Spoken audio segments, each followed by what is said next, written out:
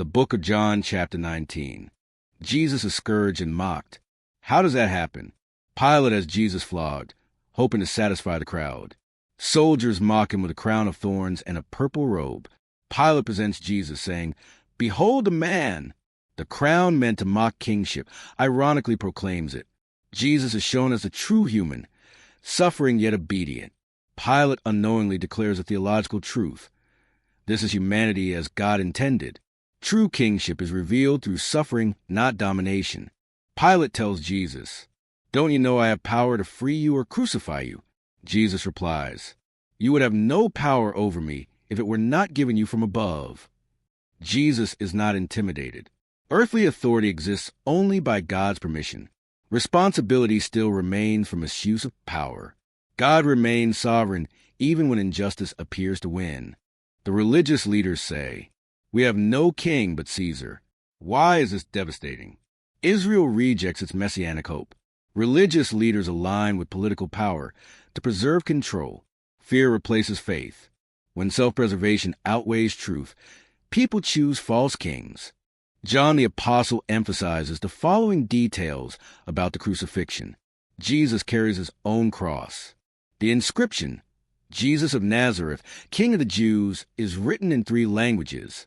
Soldiers divide his garments, fulfilling prophecy. From the cross, Jesus says to his mother, "Woman, here is your son." To the disciple, "Here is your mother." Even in agony, Jesus creates a new family. Love does not disappear in suffering. It deepens. Jesus says, "I thirst" on the cross. This fulfills Psalm prophecy and shows real human suffering.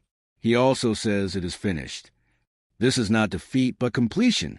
It is also a term used for debts fully paid, and emphasizes that Jesus completes the work of redemption.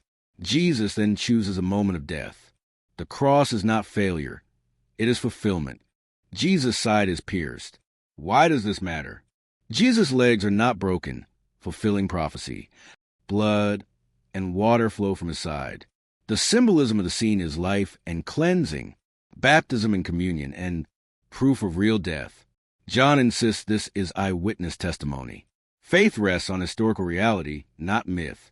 Jesus is buried by unexpected disciples. Who steps forward?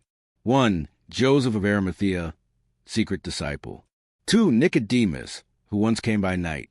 They buried Jesus with honor and costly spices. Fear turns into courage. Darkness gives way to faith. Death does not erase devotion.